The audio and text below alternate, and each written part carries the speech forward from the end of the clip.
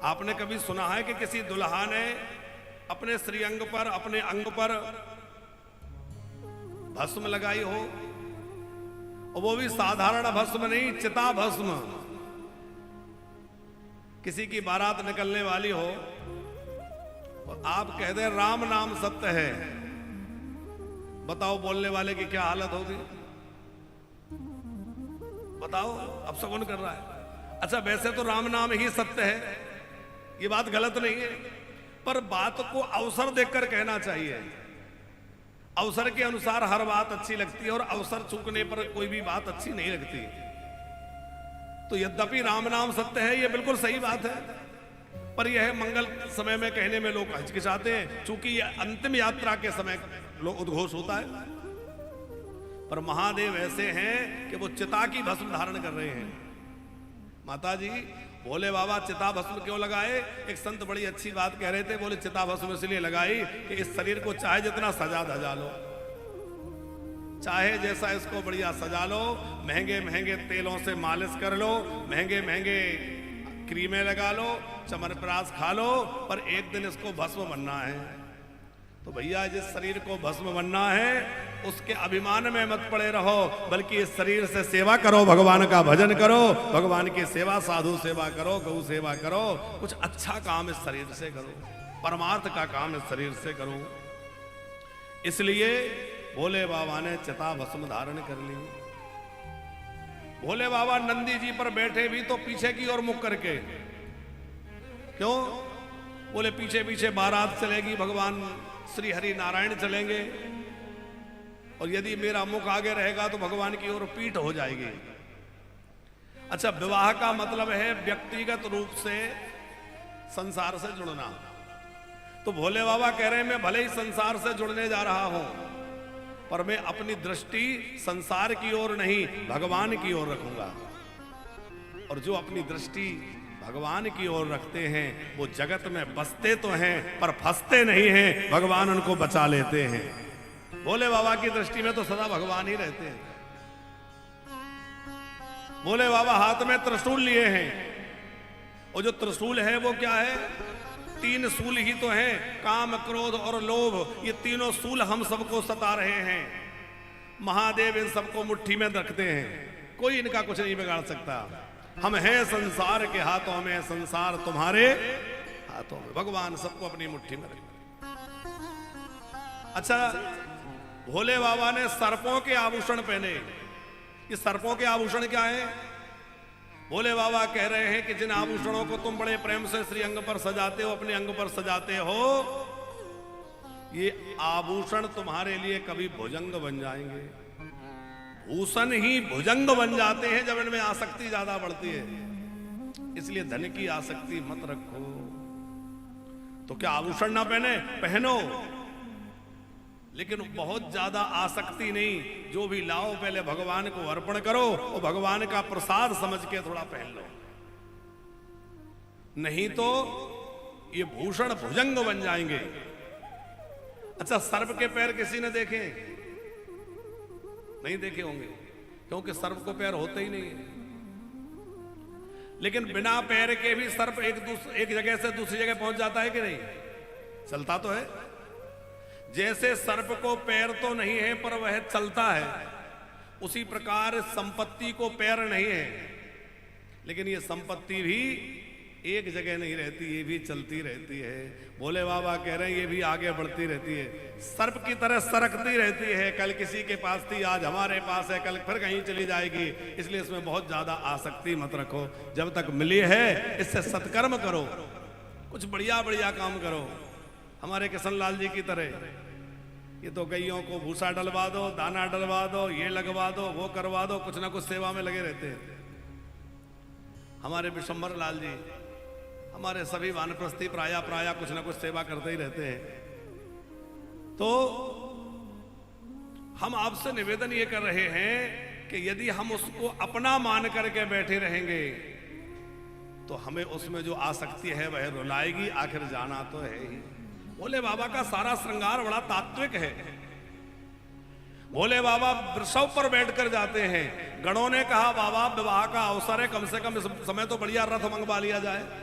हाथी मंगवा लिया जाए, कुछ नहीं तो घोड़े पर ही बैठ जाइए। भोले बाबा बोले देखो रथ, हाथी, घोड़ा सब ठीक है, पर नंदी क्या सोचेंगे। हमेशा हम, और आज कोई अच्छा अवसर आया तो हाथी मंगवा लिया गया, रथ मंगवा लिया गया। तो जो हमेशा काम आए उसी को साथ रखना चाहिए। रहीमन बड़े को देख के लघु ना दीजे विसार, और जहां काम आवे सुई कहा करे तलवार। बड़ों से मिलने के बाद छोटों को भूल मत जाइए। क्यों? बोले जहां सुई का काम होगा वहां तलवार काम नहीं आएगी। भैया सुई का काम तो सुई ही करेगी, भले ही वो छोटी है पर सुई ही सिलने का काम करेगी। सुई ने किसी दर्जी से पूछा, कपड़ा सिलने वाले से, माता जी कि ये तुमने सूजी बहुत छोटी सी होती है पर उसको तो अपनी टोपी में लगा के रखते हो, और कैंची बड़ी होती है उसको पैर से दबा के रखते हो। उसने कहा बात यह है कि भले ही वो बड़ी है पर वो काटने का काम करती है, और ये सुई जोड़ने का काम करती है। जो अलग करने का, काटने का काम करे वो पैरों से कुचला जाता है, और जो जोड़ने का काम करे वो सिर पे बिठाया जाता है। ये जोड़ने का काम करती है। तो भोले बाबा ने कहा कि नंदी हमेशा काम आने वाले हैं, इन्हीं पर क्यों ना सवार हुआ जाए। नंदी पर सवार हुए, और इसका एक जो तात्विक अर्थ है वह यह है कि वृषभ जो है वो धर्म का स्वरूप है। और भोले बाबा जब विवाह करने जाते हैं तो धर्म पर आरूढ़ होकर जाते हैं। राम जी विवाह करने जाते हैं तो घोड़े पर बैठकर जाते हैं। घोड़ा काम का रूप है, माने काम को अपने सिर पे बिठा के नहीं बल्कि काम के ऊपर बैठकर उसको पूरी तरह उसकी लगाम को नियंत्रित करके। लेकिन भोले बाबा तो काम पर नहीं, धर्म पर सवार होकर जाते हैं। अच्छा, भोले बाबा का एक नाम है वृषभध्वज, है कि नहीं है? क्यों है? वृषभ माने होता है धर्म, तो धर्म की ध्वजा को जो धारण करने वाले हैं इसलिए भोले बाबा का नाम है वृषभध्वज। दूसरा नाम है वृष केतु। केतु माने भी पताका होता है, केतु माने झंडा, पताका। तो जो भगवान शंकर धर्म की पताका को धारण करने वाले हैं वह भगवान धर्म ध्वज हैं, वृषभध्वज हैं, वृष केतु हैं। भोले बाबा बड़े सुंदर बारात सजकर हिमालय के द्वार पर पहुंची, और वहां जब सासू माता जब आरती करने आई, स्वागत प्रदर्शन करने आई, तो भोले बाबा ने ऐसा विचित्र वेश बनाया कि देख करके सासू मैया डर गईं। कैसा वेश बनाया? एकदम नग्न, दिगंबर, मुंडों की माला गले में पड़ी है, तमाम सर्प जो है जीभ लपलपा रहे हैं, फुक्कार भर रहे हैं। भगवान महादेव के नेत्रों से एक तरह से ज्वाला निकल रही है, विशाल जो है जटाएं बिखरी हुई हैं। महादेव जी एकदम विशाल रूप धारण किए हुए हैं। भोले बाबा ने कितना विकराल रूप धारण किया, जो देखता है वही भयभीत हो जाता है। कितने तो अचेत होकर, मूर्छित होकर गिर गए भोले बाबा के रूप को देखकर। आपने वो प्रसंग सुना होगा कि समुद्र मंथन की कथा किस किसने सुनी है? सबने सुनी है। तो समुद्र मंथन के समय मंदराचल पर्वत को नेई बनाया गया था, और मंदराचल में जो रस्सी लपेटी गई थी वो कौन सी थी? बासुकी नाग। अब आप जरा विचार करो कि पर्वतों में सबसे बड़े पर्वत है मंदराचल। पंकज जी, मंदराचल बहुत विशाल पर्वत है, तो उस मंदराचल पर्वत को वहां अरई के रूप में रखा गया, और उसमें जो रस्सी बन के लपेटा गया वो बासुकी नाग कितना बड़ा होगा, कितना विशाल नाग होगा जो उसमें लपेट दिया गया। और एक तरफ देवता लग गए, एक तरफ असुर लग गए, तो बहुत विशाल आकार रहा होगा कि नहीं? पर इतना बड़ा बासुकी भगवान शंकर के हाथ में कंगन की तरह लपटा है, और भोले बाबा उसको कंगन बना के पहन रखे। अब आप विचार करो भोले बाबा का स्वरूप कितना विकराल होगा, कितना दिव्य होगा। अच्छा, यहां एक बड़ी विचित्र बात है यहां लिखा है कि भोले बाबा नग्न अवस्था में है, और हम थोड़ी देर पहले सुन रहे थे कि गणों ने भगवान शंकर को बाघांबर पहनाया, कर त्रिशूल और डमरू विराजा। तो वहां लिखा है कि हरि छाला, तन विभूत पट के हरि छाला। कि हरि माने होता है सिंह, शेर की छाल माने बाघांबर भोले बाबा को गणों ने पहनाई थी। तो बाघांबर कहां चली गई? किशन लाल जी, बाघांबर पहनाई थी कि नहीं गणों ने? तो कहां गई? सासू जी को तो नंगे दिखे, नग्न हो गए कैसे? एक संत हंसा रहे थे, बोले बात ये थी कि अब बाघांबर को गठान कैसे लगाएं? तो एक लंबा सा बढ़िया पानी वाला सर्प, और लंबे से सर्प को लपेट कर कमर में उसी से बाघांबर को बांध दिया, और उससे कहा कि यहीं डटे रहना, हिल हट मत जाना, नहीं तो गड़बड़ हो जाएगा। बोले ठीक है। अब उसकी ड्यूटी वही है, बाघांबर को संभाले हैं। पर जब बारात झूमने लगी और गण आकर के हर हर महादेव करने लगे, जब बारात झूमी वो अपने आप को कब तक संभालता? आखिर में रहा नहीं गया, तो वो भी उतर के चला गया नृत्य करने के लिए। अब वो तो गया नृत्य करने और बाघांबर सीताराम हो गए, ये आनंद के लिए। लेकिन एक दूसरा कारण जो शिव महापुराण में लिखा है वह यह है कि भोले बाबा ने जानबूझ करके अपना ऐसा विचित्र वेश धारण कर लिया। भोले बाबा तो भोले बाबा है, उन्होंने बड़ा अद्भुत रूप धारण कर लिया, और जानबूझकर सबको थोड़ा विस्मित करने के लिए, भयभीत करने के लिए भोले बाबा ने ऐसा रूप धारण किया। अथवा जब बड़ा रूप धारण किया तो छोटा बाघांबर होगा, छूट के गिर गया। एक सज्जन बोले एक महात्मा जी से, पंकज जी, बोले हनुमान जी जब लंका में गए तो उन्होंने बहुत छोटा मच्छर जैसा रूप बना लिया। हाँ लिखा तो है मसक समान रूप कपि धरे, मसक माने मच्छर।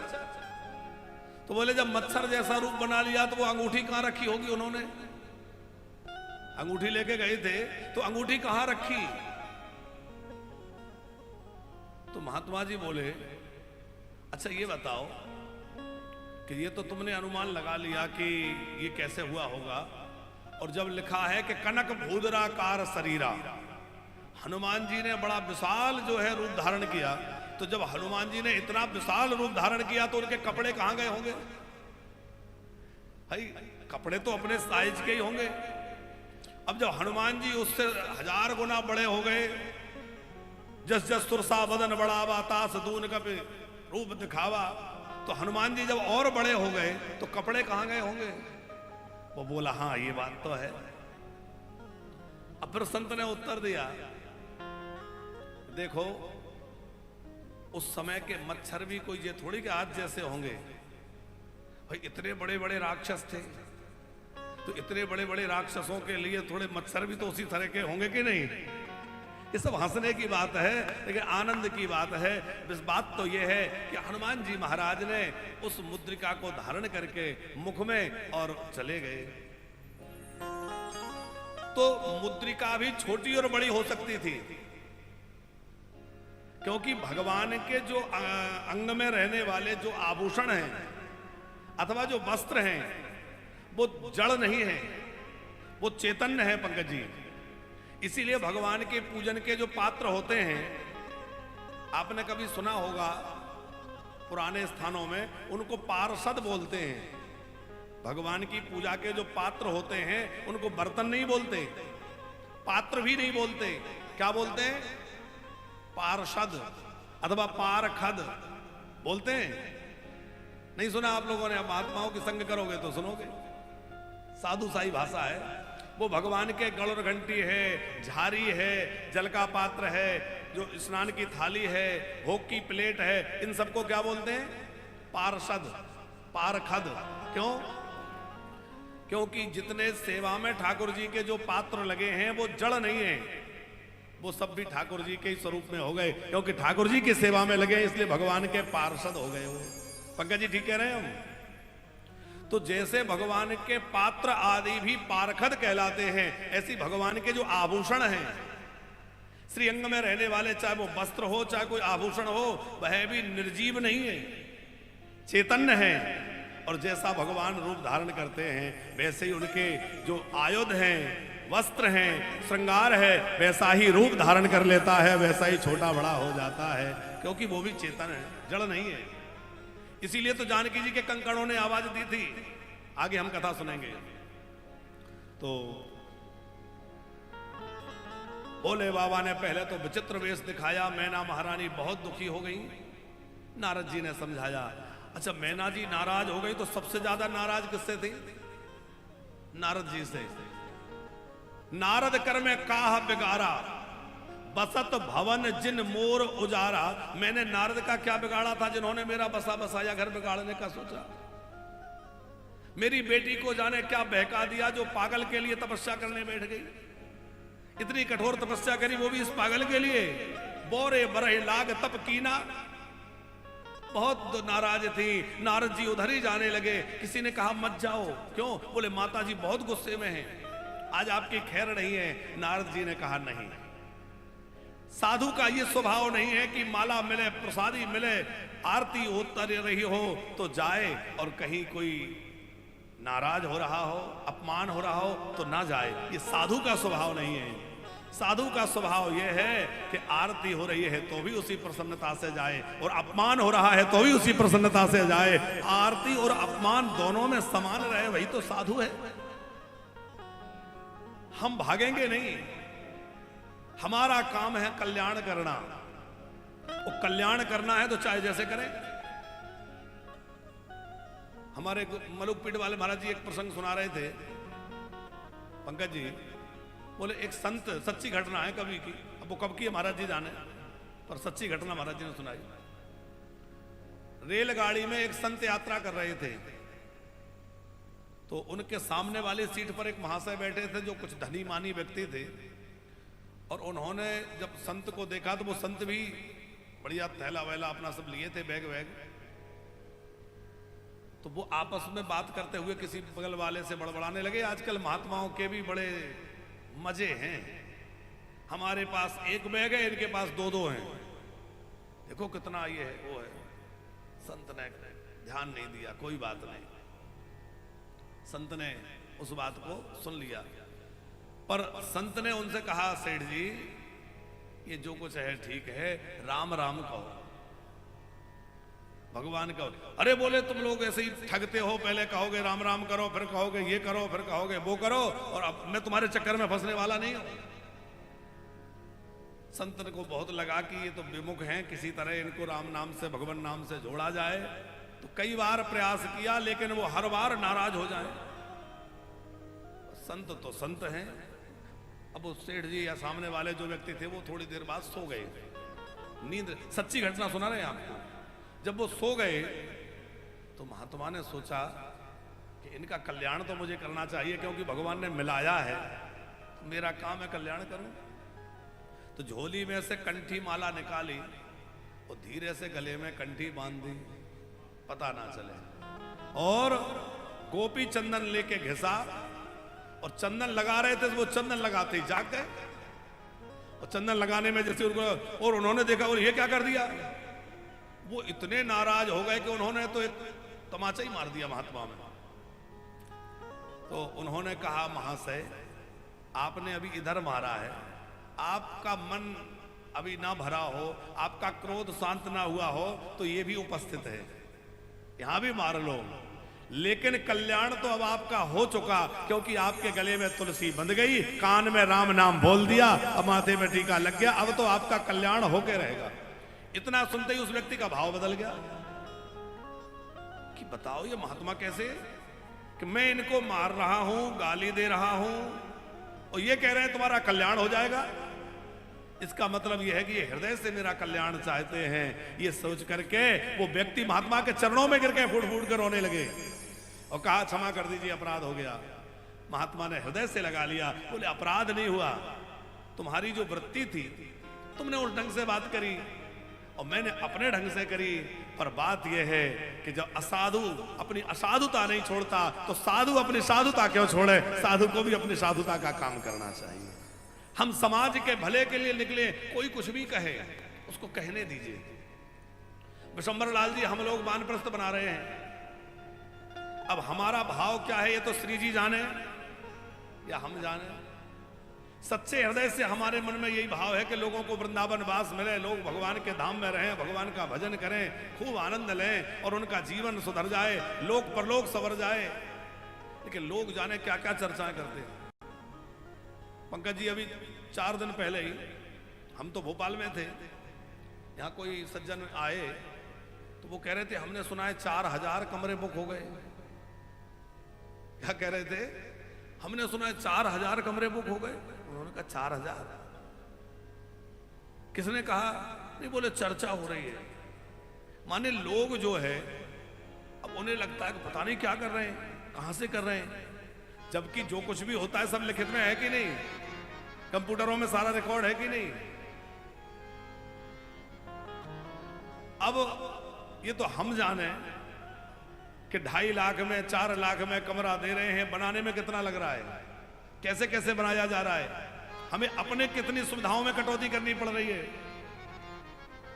विशंबर लाल जी, शायद लोगों को भरोसा हो या ना हो, अब ना हो तो ना हो, पर आज भी हम अपनी कथा से 1 रुपया भी दक्षिणा अपने पास नहीं बचा के रखते।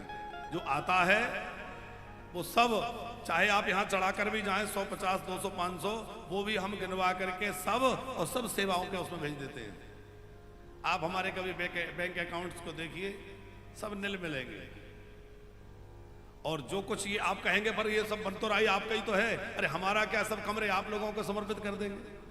ट्रस्ट की व्यवस्था है, इसमें ट्रस्ट बना हुआ है, आगे ट्रस्ट संचालित करेगा। पर हमें ये लगता है कि लोग रह के खूब भगवान का भजन करें, हमारा जीवन सार्थक हो गया, हमें क्या करना है और कौन सा लेके जाएंगे। अच्छा, कई लोग कहते हैं महाराज जी कमरा बन जाएगा, हम तो थोड़े दिन रहेंगे, हमारे मरने के बाद तो आपका ही है। तो हम कभी आज कहते हैं कि भैया तुम्हारे मरने के बाद हम कौन से यहीं बैठे रहेंगे, हमारा कोई रजिस्ट्रेशन है कि हम नहीं जाएंगे? जाएंगे कि नहीं? अरे ये हो सकता है 10-5 साल आगे पीछे। अच्छा, आप एक बात बताइए माता जी, किसी ने कक्ष लिया, 20 वर्षों तक उस व्यक्ति के पास कमरा रहा, तो 20 वर्षों में बिल्डिंग की क्या हालत रह जाएगी। वृंदावन जैसी जगह में जहां 2 साल बाद दीवारें झड़ने लगती हैं, साल भर बाद पेंट झड़ने लगता है, 20 साल में बिल्डिंग की क्या स्थिति रह जाएगी, और 20 साल में हमारी क्या स्थिति रह जाएगी। अब यदि उसको सुविधाओं से ही जोड़े, तो मैं एक उदाहरण आपको दूं। हमारे एक चाचा जी थे, वो कहते थे, अभी हैं, बोले एक बात बताओ, वो व्यंग में कहते थे गांव की भाषा में, बोले पूरी रात बिस्तर ही करते रहोगे तो सोओगे कब। समझ में आई बात? पूरी रात बिस्तर ही व्यवस्था करने में लगे रहोगे तो सोओगे कब। माने हम पूरे जीवन यही जुटाते रहे कि ये करेंगे फिर ये हो जाएगा, फिर ये हो जाए, तो सुविधा लोगे कब भैया। पूरा जीवन तो भागने में ही निकल गया। समझ में आया? तो बस ये है कि खूब आनंद मिले। अच्छा, एक निवेदन और है, इतना बढ़िया पुरुषोत्तम महीना चल रहा है, हम भी प्रमादी हैं, लेट हो जाते हैं आने में, पर आप सब वानप्रस्थी जो हैं, सबसे निवेदन है कि पुरुषोत्तम अर्चन में सब लोग बैठिए। देखो, वानप्रस्थ में रहने का आनंद कब आएगा? जब हम लोग मिलके साधना करें, मिलके कीर्तन करें, मिलके आरती करें। तो सवेरे ठीक 8:30 बजे भगवान का सहस्त्रार्चन प्रारंभ होता है, पूजन। कल से और हम लोग समय का ध्यान रखेंगे और व्यवस्थाएं और बढ़िया करेंगे। तो जितने वानप्रस्थी हैं, सब वानप्रस्थी भी और सब कथा यजमान भी, सब लोग बैठिए। 1-1.25 घंटे का पूजन होगा, उसमें सब लोग बैठ जाएंगे। कथा आज जैसे 10:30 प्रारंभ हुई, तो 10:30 ही कथा का समय रखा जाए, उधर भले 1:30 बज जाए। तो हम लोग 8:30 बजे बैठे, सभी हमारे वानप्रस्थी बैठे, सभी यजमानगण बैठे। आप लोग ये सोचते हैं तो यजमान की पूजा, यजमान की थोड़ी, ये तो पूजा तो भगवान की हो रही है। सब लोग मिलके करिए, आनंद लीजिए। तो सब लोग अपने अपने पास थोड़ा थोड़ा तुलसी रख लीजिए, थोड़ा तिल रख लीजिए, और सब लोग जो नीचे बैठ सकते हैं ईमानदारी से वो नीचे ही बैठे हैं, और जिनको वास्तव में परेशानी है वो कुर्सी पर बैठे हैं। ठीक है कि नहीं? जो नीचे बैठ सकते हैं वो बिल्कुल ईमानदारी से नीचे बैठ जाएं, आनंद से भगवान का अर्चन करें, और अर्चन करने के बाद भगवान की आरती करें, शाम को दीपदान करें। तो हम लोग यहाँ रह रहे हैं, उसका पूरा पूरा लाभ मिले। देवर्षि नारद जी जब गए तो मैना महारानी ने बहुत फटकार लगाई, लेकिन उस समय नारद जी ने समझाया, माता जी आप परेशान मत होइए, ये जो आपकी बेटी है ये आपकी बेटी नहीं है, ये भवानी है, जगदम्बा है, ये जगत की माता है, ये आपका सौभाग्य है कि आपकी पुत्री बनकर के आई है। कि अजा अनादि शक्ति अविनाशिनी, अजा अनादि शक्ति अविनाशिनी, सदा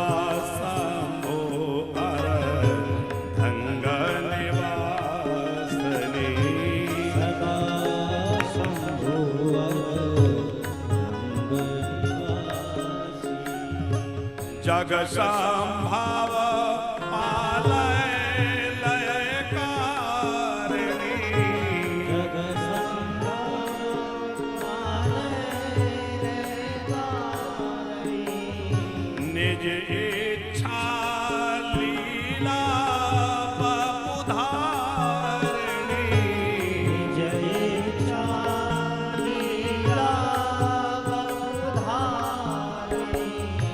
जननी प्रथम दक्ष ग्रह जाई, जननी प्रथम दक्ष ग्रह जाई, नामो सती सुंदर तन पाई, नामो सती सुंदर तन पाई। आपकी जो पुत्री है वह है अजा। अजा माने होता है अजन्मा, अनादि, अविनाशिनी, पराम्बा शक्ति है, जो भगवान शंकर की नित्य अर्धांगिनी है, जो जगत का पालन करने वाली है वह शक्ति है। और ये पहले दक्ष पुत्री थी, शिवजी की पत्नी थी। सारी कथा सुनाई और फिर कहा, सियबे सो सती जो की न तेहि अपराध, शंकर पर हरे, सियबे सो सती जो की न तेहि अपराध, शंकर पर हरे, हरो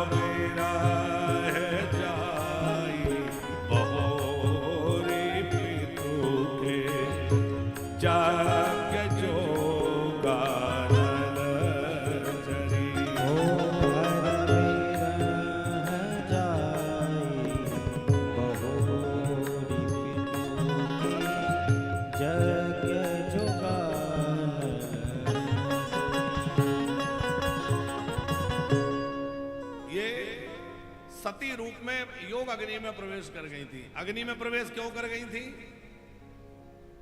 एक संत बड़ा अच्छा इसका कारण बता रहे थे। बोले शिव जी के त्याग का बड़ा भारी दुख सती जी को जब हुआ तो उन्होंने शिव जी से क्षमा मांगी। बोले बाबा बोले अपराध मेरा थोड़ी हुआ है, अपराध तो राम जी का हुआ है, तो क्षमा मांगनी तो राम जी से मांगो, क्योंकि संदेह राम जी पर हुआ है।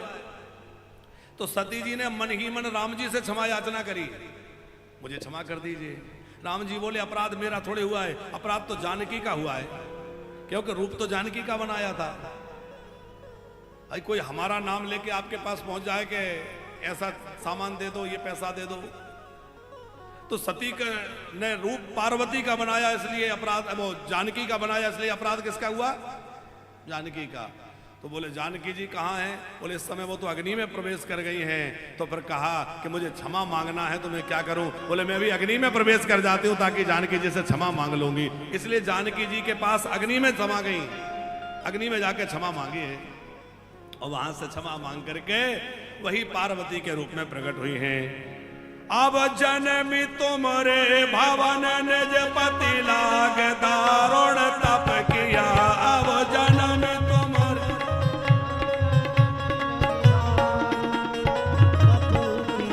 अस जा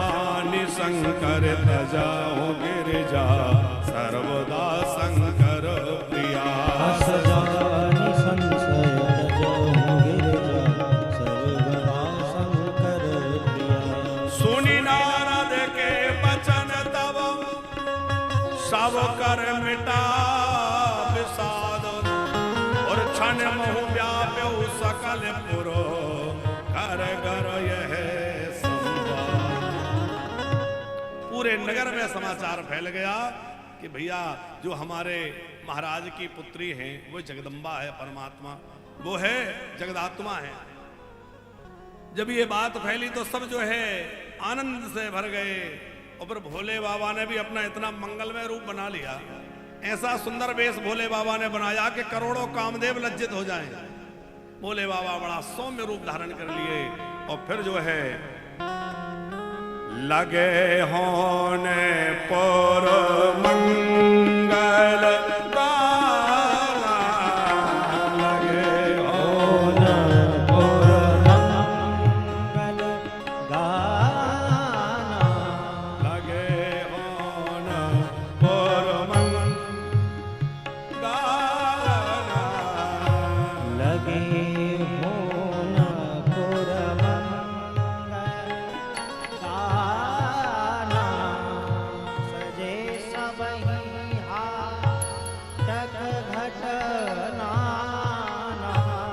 सजे सवही हाटक घटना,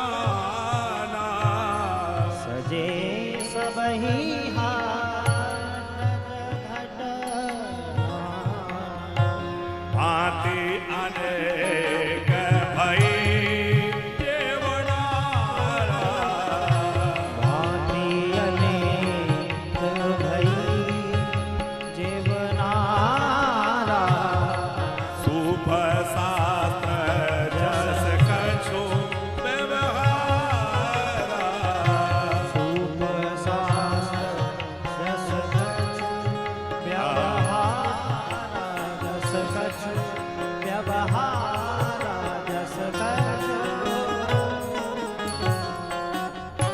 बड़ा सुंदर।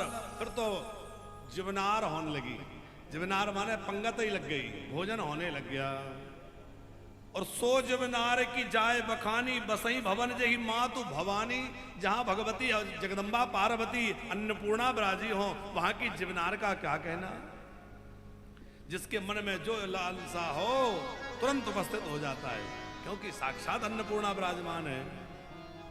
बड़ा सुंदर विवाह हुआ है, सुंदर बेदी बनी, मंडप सजा, पार्वती जी दुल्हन बनकर के मंडप में पधारी हैं। मुनि गणों ने बड़ा सुंदर पूजन संपन्न कराया है और कन्यादान हुआ है। हिमवान ने सुंदर कन्यादान किया है और कन्यादान के बाद अनेक प्रकार से दायज मन दहेज दिया। खूब सो मंगल उत्सव हुआ। अब भोले बाबा बार बार कहते हैं कि देखो बहुत दिन हो गए, बारात लौटना चाहिए। और बार बार शिव जी ने लौटने के लिए कहा। हिमालय राज ने अपनी बेटी को विदा करने की तैयारी करी। जैसे ही डोली सज करके तैयार हुई, मैना महारानी ने कुछ ब्राह्मणियों को बुलाया और ब्राह्मणियों ने आकर के पार्वती को पातिव्रत धर्म का उपदेश दिया है। सो महापुराण में पूरा एक अध्याय इसी प्रसंग का है कि कौन से पातिव्रत धर्म जो है उन देवियों ने आकर के, ब्राह्मण पत्नियों ने आकर के और पार्वती जी को समझाए। और सब समझा दिए तो माता जी मैना जी अपनी बेटी से कहने लगी, करहु सदा शंकर पद पूजा, नारी धर्मपति देव।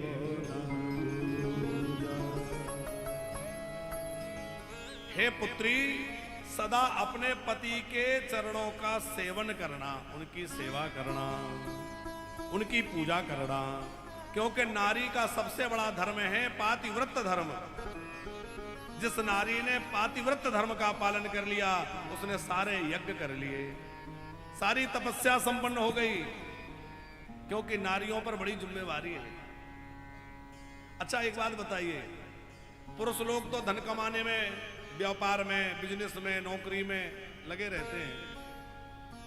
परिवार की देखभाल, घर की देखभाल, कमाए हुए धन का प्रबंधन, अतिथि की सेवा, अभ्यागत का सत्कार, बच्चों की परवरिश, ये सब किसकी जिम्मेवारी है? कौन बढ़िया ढंग से चलाता है? अच्छा 4-6 दिन के लिए मायके चली जाएं गृहिणी, तो घर की हालत देखने लायक होती है कि नहीं? पुरुष लोग कर तो लेंगे, पर वो घर देखने जैसा हो जाता है। फिर वहां कौन चीज कहां पड़ी है, कैसी पड़ी है, कपड़ा बिखरा पड़ा है, बर्तन झूठा पड़ा है, सब हालत खराब कर देते हैं। पर ये कुशलता भगवान ने माताओं में अद्भुत दी है। माताएं पूरे घर को कैसा व्यवस्थित रखती हैं, अतिथि का सत्कार करना। अच्छा घर की व्यवस्था तो करती हैं, कई धार्मिक आयोजन भी हो तो सबसे ज्यादा संख्या किसकी होती है?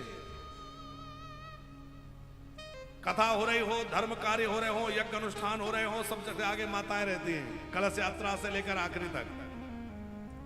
क्योंकि माताओं पर बड़ी जिम्मेवारी, और माताएं जो है बड़े अच्छे ढंग से ये सब कार्य संपन्न कराती हैं।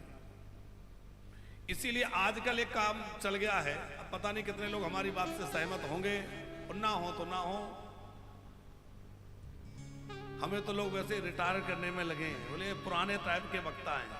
कल परसों कोई कह रहा था, बोले आपका बालक बढ़िया कथा करता है, आप तो पुराने ढंग के करते हैं। हमने कहा बढ़िया रिटायर कर। तो पंकज जी, जो स्त्रियों के द्वारा धन कमाने की जो व्यवस्था चल गई है, ये भी बहुत ज्यादा सराहनीय नहीं है। नौकरी करने की महिलाओं की जो व्यवस्था है आज चली है, देखो मजबूरी हो तो एक बात अलग है कि कोई कमाने वाला नहीं है, परेशानी हो बात अलग है। लेकिन यदि घर में सब कमाने वाले हैं और व्यवस्थित सब कुछ ठीक है, तो फिर स्त्रियों को जो है उनके लिए घर की जिम्मेवारी सौंपना चाहिए, ताकि वो बढ़िया से अपने परिवार की देखभाल करें, उस धन का प्रबंधन करें।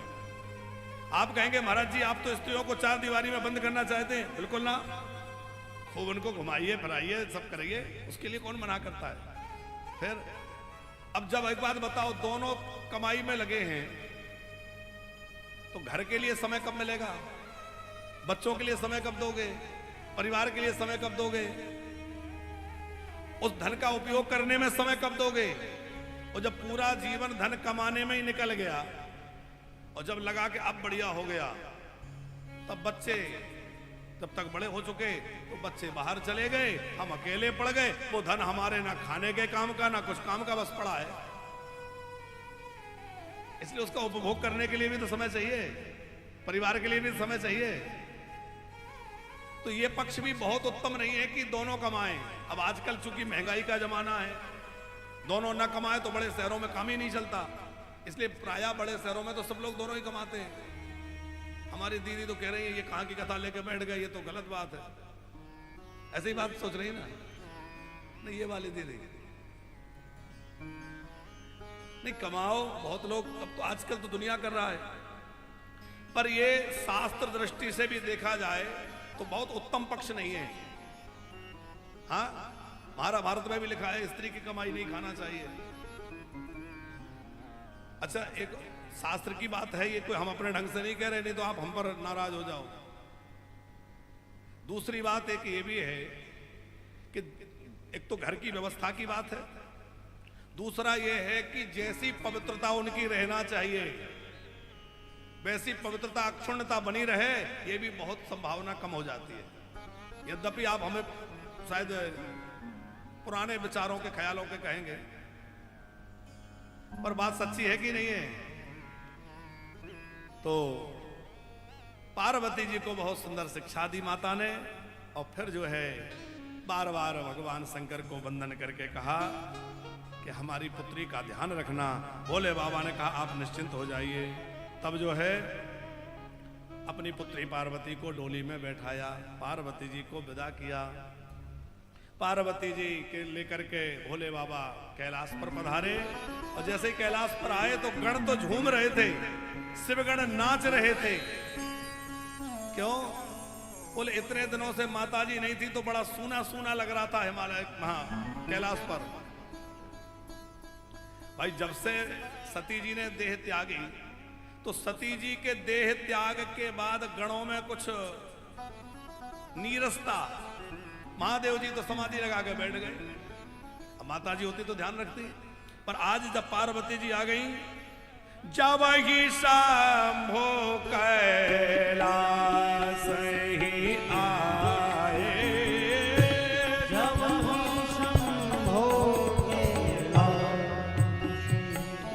आए, जब ही शंभो कैलाश ही आए, जब ही शंभो कैलाश ही आए, सुर सावने जे लोक सिधाए, सुर सब निज निज लोक सिधाए, जगत मातो पितो शंभो भवानी, जगत मातु पितु शंभो भवानी, देखी श्रृंगार ना कहो बखानी, तेहि श्रृंगारु न कहु बखानी।